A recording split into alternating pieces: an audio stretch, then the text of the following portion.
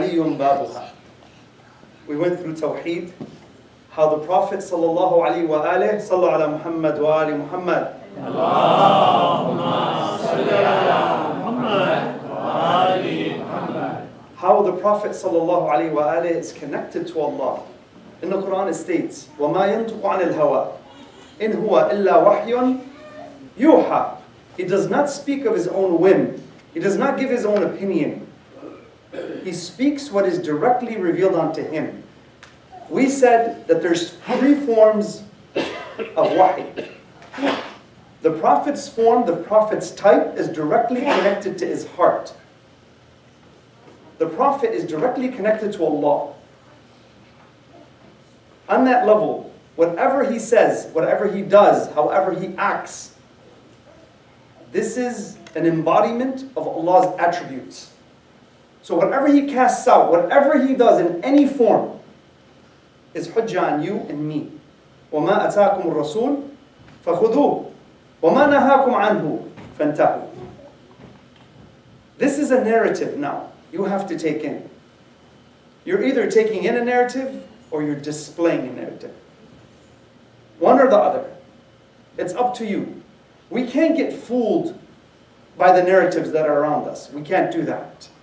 Narratives are everywhere. Everyone's trying to sell you something. Go on social media, you'll see exactly what I'm saying. Everyone is trying to sell you something. They're trying to give you a lens to look through. It's a thought that places a narrative in your mind, and then they buy real estate there. So you've got to be extremely careful how you take in the narrative. We talked about then how the Prophet ﷺ is the gate to his city is Imam Ali alayhi salam. And we talked about yesterday about nafs al-mutma'inna, this itmi'nan. How do you get to this tranquility in the heart? Where the heart is sound. When it's under trial, it's calm. There's no fear in the heart. It's somber. It's still. You're not scared. How do you get to this level? We said that itmi'nan is directly connected to Allah. How? We mentioned the verse, Bismillah ar-Rahman ar-Rahim. On that level, to me, I'm going to take one step back. Ala bi dhikrillah tatma'innu al-qulub. But I just want to take one step back. Because here, tonight, I want to mention this small little story. So tonight, on this level, Ubaydullah ibn Ziyad, Shimr was sitting next to him because the person who was in governance was ousted, was Nu'man. He was ousted and he was sent in. And he was known to be very cruel, cutthroat. Shimr was next to him. On that day, they sent a letter to who? To Al-Abbas, who's the brother of Imam Hussein. He's the half-brother. al-Baneen was the mother. She was the wife of Imam Ali alayhi salam. On this level, he sends him a letter. That letter contains something in terms of what we're talking about here. And this is why it's so important. And I want you to think that you're getting this letter. This is a letter of what? He's offering him security. Remember we talked about itmi'nan, ala bi dhikrillah, tatma'innu al-qulub. We said the first thing when you find Allah's address in your heart, what do you gain? This security, this calmness, this stillness. So he's offering him, Al-Abbas, he's offering him security. So think of you getting that letter. You get a letter in the mail, the world is all going crazy, and now you have to what? Someone sends you a letter and you're safe. But who's sending the letter? And how does Abbas answer that? What happens? I will get to that. But he's offering him security. So on this level, tonight, we're at the gate. Now, there's a road between us and the gate. That road, you're standing on it. How do you stay on it? How do you stay on the road? Because we're here and the gate is there. And we're trying to get to the gate. But what's in between us and the gate? Life. Life is in between you and the gate. You have to walk. Think of the road as a bridge, and it's got no sides. And temptations are going to knock you over. That's what's going to happen. Whether you like it or not, you're going to be tried. إِنَّا خَلَقْنَا الْإِنسَانَ مِن نُطْفَةٍ أَمْشَاجٍ نَبْتَلِيهِ فَجَعَلْنَاهُ سَمِيعًا بَصِيرًا. We've created man from mingled cloth. Surely we will test him. You will be tested. From your finances, to your relationships, to your own character, your own psychology, the way you feel, your emotions, your spirituality, your health, your community. You're going to be tested on all levels. So now, how do we maintain this road? What's the battle? How does it happen? How do you get these suggestions? Do you have godly suggestions? Or you have satanic suggestions? And what are they trying to harbor? What are they trying to take over when you get a letter like that? It's a suggestion. When somebody offers you advice, it's a suggestion. But it's a lens, it's a narrative. They're trying to give you something. They want you to look at things in a particular way. But imagine at the end of the suggestion, it's actually an illusion. And you're going to walk towards that. It's a diseased thought, which is a diseased emotion. And now you take that in and you apply. That's not easy. Because when someone fools you like that, it's not easy. So now, we've talked about from Allah to the Prophet, to the gate, to the road.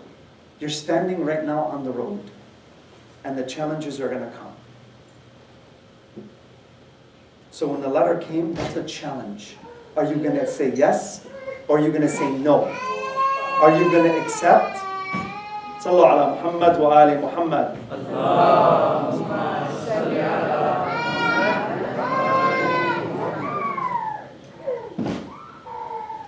So are you going to accept, or are you going to reject? But when there's a lot on the line, I'll share a little story with you. One of my friends, he called me, straight A student. Straight A student. Never cheated on an exam his whole life. But this time he decided to cheat because he was just way behind. Never cheated before. He called me. The guilt is killing him. He can't. He literally feels like he's going to throw up. I go, okay, no problem. I said, go tell your professor. He's like, are you crazy? They'll expel me. He's a straight A student, mashallah. Very, very smart. He's like, there's no way I'm going to do that. See, when there's a lot on the line, it's easy to say, I'm going to do it. When the imam comes, I'm just going to follow. It's easy to say that. It's easy to say, I'm just going to what? I'm just going to be there.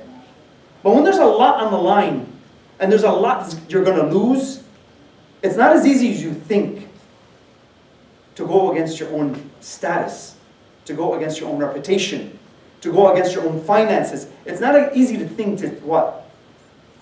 To actually hold that position. Imam Sajjad alayhi salam, he says, وَالْقَوْلِ بِالْحَقِّ وَإِنْ to say the truth, even if it's against myself, that's not easy to do. So my friend wanted to say the truth against his own what? Position. So now here's what happens. The professor calls him, sends him an email. He's like, I need to see you in my office. Now he's shaking. He thought he got caught. You see the trial now. It's getting heavier. Look at the weight. You think it's easy to make decisions? It's not easy to make those decisions. I'm in his ear. He's got me on the phone. And now he's walking towards what? The office. He's like, Wissam, Wissam. He kept saying my name. Wissam, Wissam. I'm like, I'm here. Okay, I'm here. But he's using me for security. He needs that safety. So now he's walking. He encounters the professor. He's talking to the professor. He says his name and he says, you're one of my best students. And he told me at that moment, he felt like his heart just hit the ground. He felt like he was going to die. Haram, he has a little anxiety, so he was trembling on the inside. He goes, you're one of my best students. He goes, you forgot to fill out the last page on the exam. He said, the last page, the bottom half of it, you forgot those questions. I want you to fill them out. Go to the next room and fill them out. Look at the weight. Now the guilt is even more. I'm sorry, I was laughing. I literally just on that side, I died laughing. And he, like, literally, he wanted to kill me. You know, I know how he felt. Okay? So when I heard that, and now he gets off the phone, he goes, finishes the exam. I asked him, why didn't you say the truth? You were going there to what? Because he was planning just to tell the professor. Before he had a chance, the professor comes out with that. So you think it's easy to say the truth when there's a lot riding on the line? It's not easy. It's not easy to go against your own interest. It's not easy. So, when you have to make decisions, how do these decisions become easy? What is fighting for your heart? There is a hadith Qudsi. Sallu ala Muhammad wa ali Muhammad. Allahumma salli ala Muhammad wa ali Muhammad. A hadith Qudsi is something that is narrated directly by Allah. So Allah says, لا يسعني أرضي وسمائي ويسعني قلب عبدي المؤمن. So the whole world, my universe, cannot encompass me. The only thing that can encompass me as Allah is what? The heart of a believing person. So your heart is your navigation system. So right here we're on the road. You're standing on the road. You can take a detour, a temptation happens, you get called by something happens, it diverts you. You begin to what? Go astray. But how do you maintain the road? Allah's address needs to be the navigation system. Allah's address, you need to plug that in. Now what happens when you plug Allah's address that's in your heart as the address you're trying to get to?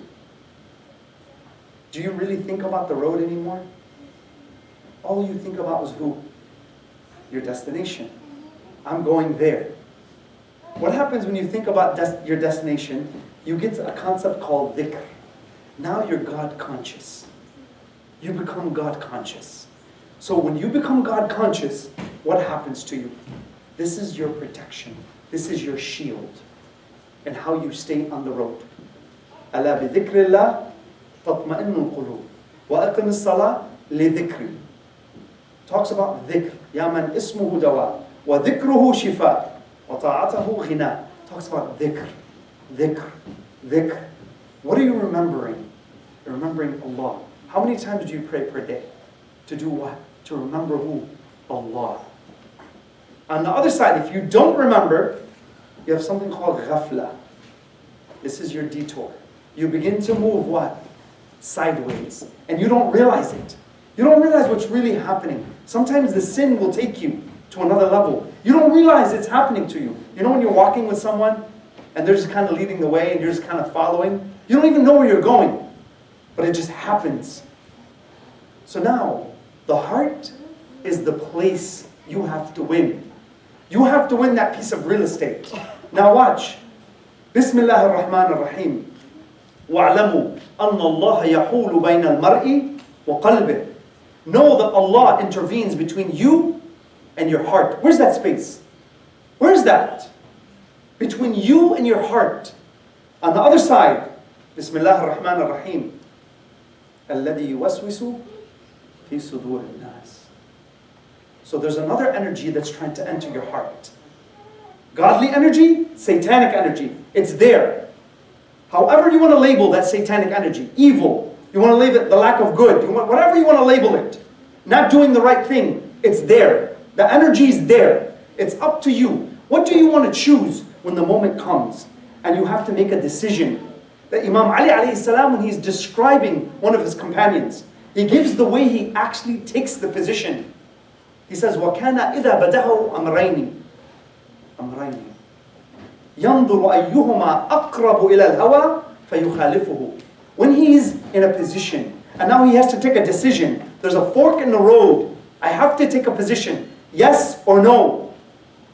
He says, he looks at which one is closer to desire, regressive desire, the temptation, and he goes against it. Can you do that? And tell the teacher, tell the professor, I'm sorry, I didn't earn this grade. I'm going to face the consequences of my actions. Before what? I face Allah. And He hands me the consequences. And I have no choice, man. Can I do that? So now, there's two energies fighting for your heart. Satanic energy, godly energy. What happens to a person who has dhikr, who has the navigation system set right? They have the address right. Let's go again to the Quran. This is all going to be through the Quran, by the way. All of this I'm going to give you right now tonight, it's all through the Quran. We don't need anything else. Trust me, we don't. The Quran is enough. Hold it next to your heart. Every night, talk to it. Read it. وَمَا يَنْطِقُ عَنِ الْهَوَىٰ إِنْ هُوَ إِلَّا وَحْيٌ يُوحَىٰ. This is Allah's words. Take it into your life. Download it as an app into your own system, not just in your phone. Download it into your own mind. Speak, talk the Quran. It says, إِنَّ الَّذِينَ اتَّقُوا. Those who have what? God consciousness. They remember Allah. What happens when a satanic impulse comes? فَإِذَا مَسَّهُمْ طَائِفَةٌ مِّنَ الشَّيْطَانِ. When a satanic energy begins to what? Come close. تَذَكَّرُوا. They remember. What do they remember? What do you remember at that level? Who do you remember?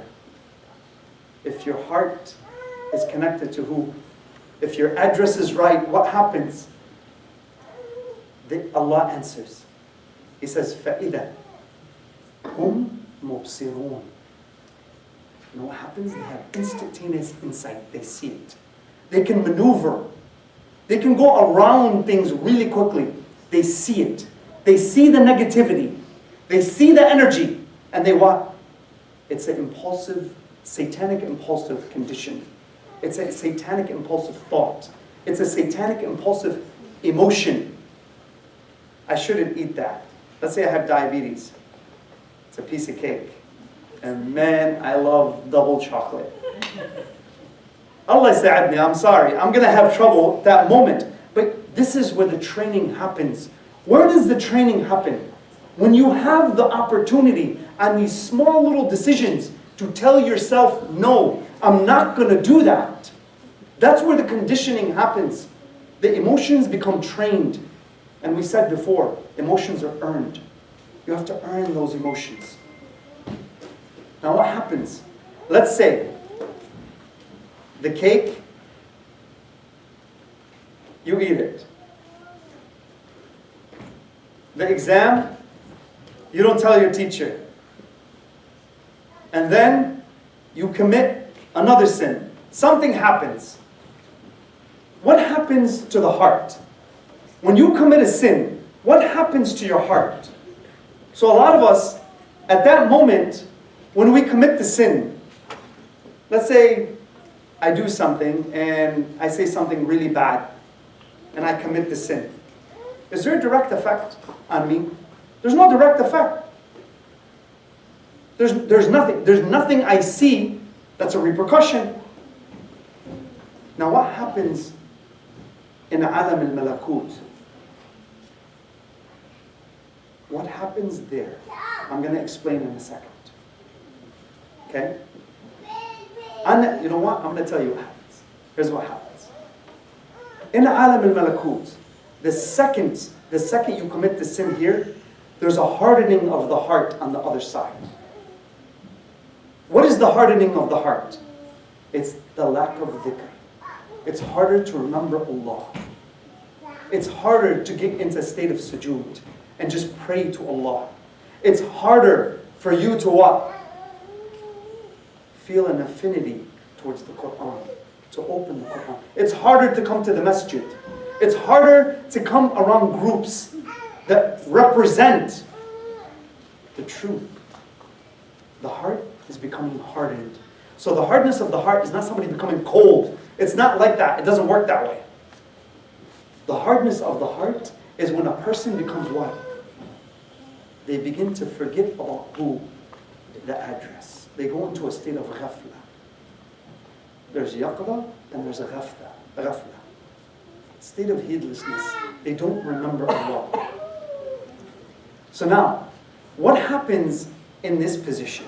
When we commit the sin, we have the hardening of the heart. Imam al-Sadiq alayhi salam, sallu ala Muhammad wa ali Muhammad.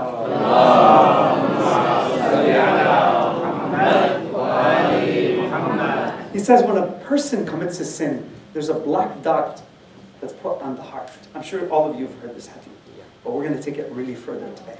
You're going to get some equipment, okay? So now, he says there's a black dot that's put on your heart. He says if he, as a person, does tawbah, it's removed. If he goes back to the temptation, it's put right back on. Now, what happens as you actually gain sin?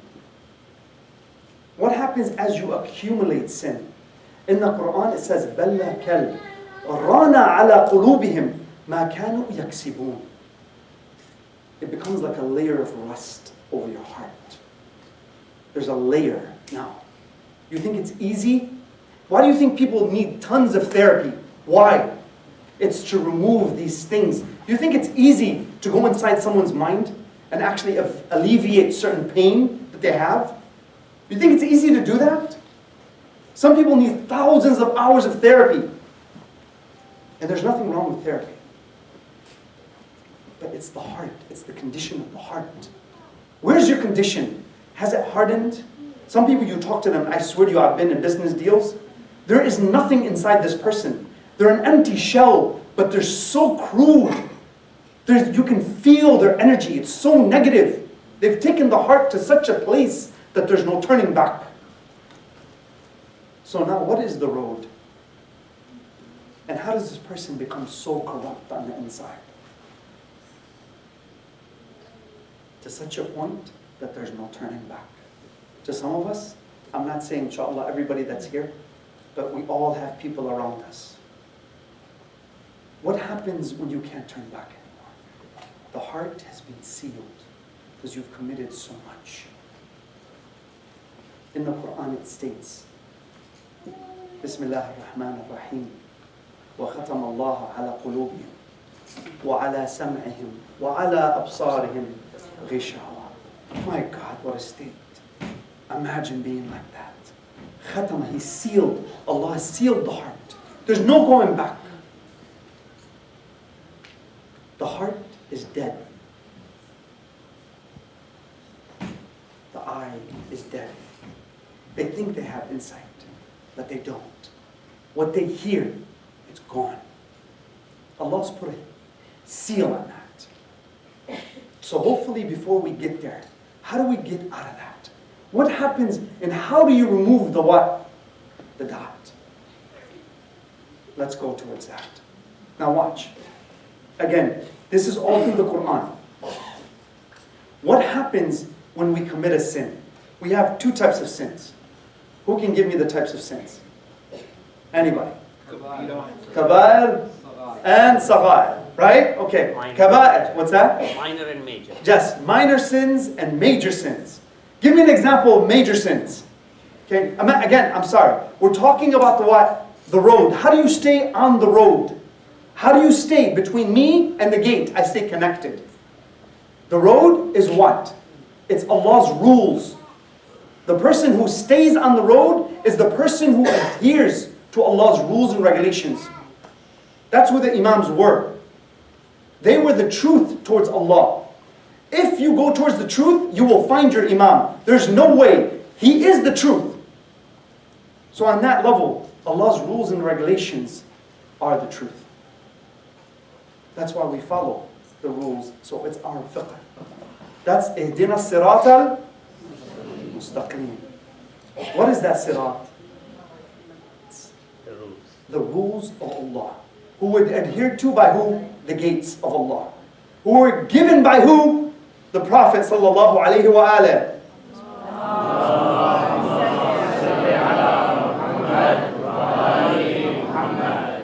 So now, we have the major and the minor sins. Allah says in the Quran, وَإِذْ تَجْتَنِبُوا كَبَائِرَ مَا تُنْهَوْنَ عَنْ نُكَفِّرْ عَنْكُمْ سَيِّئَاتِكُمْ. If you stay away from the bigger sins, and I still want you to give me some of the bigger sins, we will remove the what? The minor sins for you. Give me some major sins. Murder. Murder. How say it again? Lying. Lying. Hold on. Lying. Oh my God. Is lying a major sin? Yes. Yes, it is. This tongue is a weapon. If you know how to use it, it's incredible what happens. It's incredible where it can take you. This thing is a monster. If you know how to control it, oh my God, where it can take you. And if you let it go astray, oh my God, where it can take you.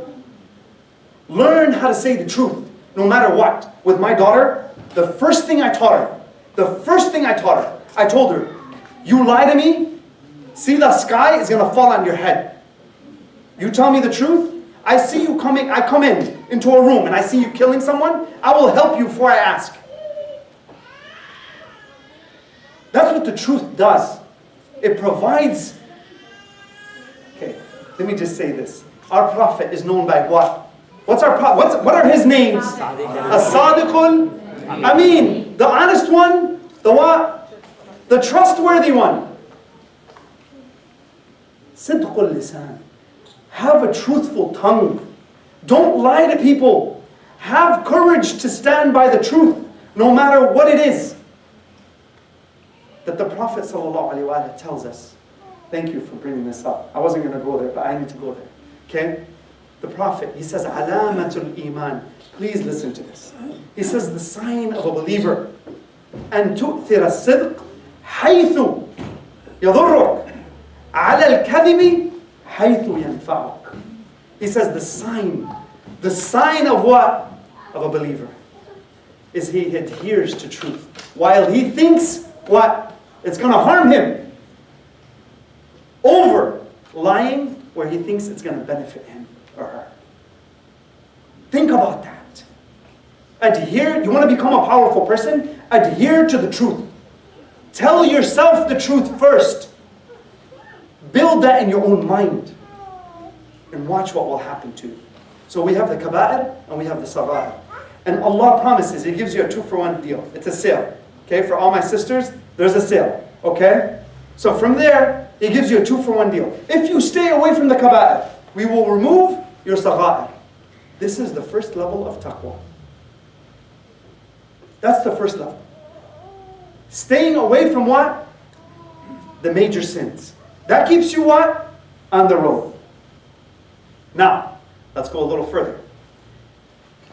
The second level, when you adhere to that and you become more truthful, you have more courage, you're not afraid to say the truth.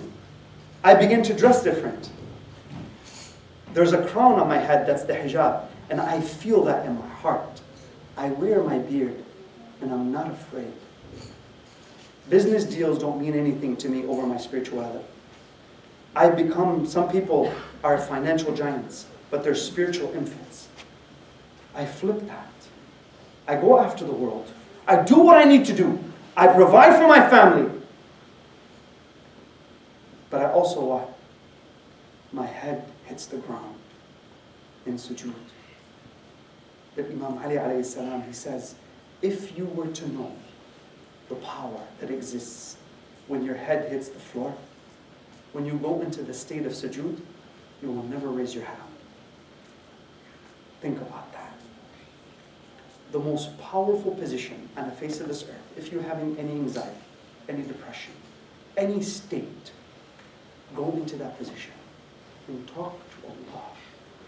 Talk to Him. On that level, what happens? Your heart becomes what? Softer. I'm telling you, that is the cure. That's where you begin. So now, the second level is this. You stay away also from what? The sagha'ir. From the minor sins. Bismillah ar-Rahman ar-Rahim. In the Quran it says, قَدْ أَفْلَحْ مَنْ زَكَّاهَا وَقَدْ خَابَ مَنْ دَسَّاهَا. This das, okay, this state of what? Purification. You begin to purify the heart. We said yesterday, there's a stage of al-khula'. You begin to disconnect the heart from one aspect, but you reconnect it to what? Another aspect. You connect it to what? The godly aspect. You find Allah's address in your own heart. What happens now when you gain that? You stay away from the major sins. You're staying away from the minor sins, which is the second step. What does Allah give you now? Watch what Allah begins to give you. When you can do this, and then you can stay on the road, and now the trials are coming, but you're telling yourself, I'm not going to eat the cake. I'm going to tell what? The truth, no matter what. I become like a beacon. People want to be around me. People want to listen to me. People want to talk to me. For what? There's an energy. Every one of you has a Wi-Fi. In your heart, there's a Wi-Fi, and you project it to the world. If it's a Wi-Fi of truth, people are going to gravitate towards you because they sense your sincerity. And if it's a Wi-Fi of it, it's a diseased Wi-Fi. You're projecting this negativity. There's something inside of you. And the heart has an ailment. It's an emotional cancer. You think cancer is heavy on the body? Try having an emotional cancer when the heart is dying because of what you have committed. That's a whole nother level. The first thing Allah gives you, Bismillah ar-Rahman ar-Rahim. These are the people who acquire taqwa. These are the gifts of Allah when you stay under the road now. He says, Bismillah ar-Rahman ar-Rahim. In tattaqullah yaj'al lakum furqana. In the Quran. He says, if you have this God consciousness, if you have Allah's address in your heart, what does He give you? What is al-Furqan? Furqan is al-Basira. Basira, now you have what? You have insight. You can see. You can maneuver. He gives you, imagine you and your friend are sitting at night and you have to run away from something. And one of you has got night vision goggles. Who can see and who is the person who can't see? What happens? The person who can't see, what happens? They have to follow. They're going to get lost. Because the heart is dark. So the second you have insight, Allah shows you the road. You have insight. You can see. And that is wisdom. Allah gives you wisdom. The second level, the second thing He gives you. وَإِن تَتَّقُوا اللَّهَ يَجْعَلْ لَكُمْ مَخْرَجًا وَيَرْزُقُهُم مِنْ حَيْثُ لَا يَحْتَسِبُ. What is the rizq and what is the makhraj? The makhraj now, as you're looking through the binoculars, Allah paints the road for you. He shows you which way to go. The makhraj, Imam Ali alayhi salam, he says, وَمَنْ يَتَقِ اللَّهَ يَجْعَلْ لَهُ مَخْرَجًا مِنَ الْفِتَنِ. Meaning the people who are trying to put you down, the people who are trying to talk about you, Allah will give you a way out of that. These are the gifts of Allah. He begins to maneuver you out of situations. And the third level is a rizq. What is this rizq? Is it financial? Are you getting inheritance from your parents? No. This is God's address in your heart. It's al-itmi'nan. Allah makes your heart what? Calm, collected. That's Allah's address in your heart. That's how you find it. Please adhere to that. Adhere to the rules, so what happens? Your heart becomes calm. There's no anxiety. There's no depression. You don't need pills. You need who? Allah. Sallallahu alaihi wa sallam wa ali Muhammad.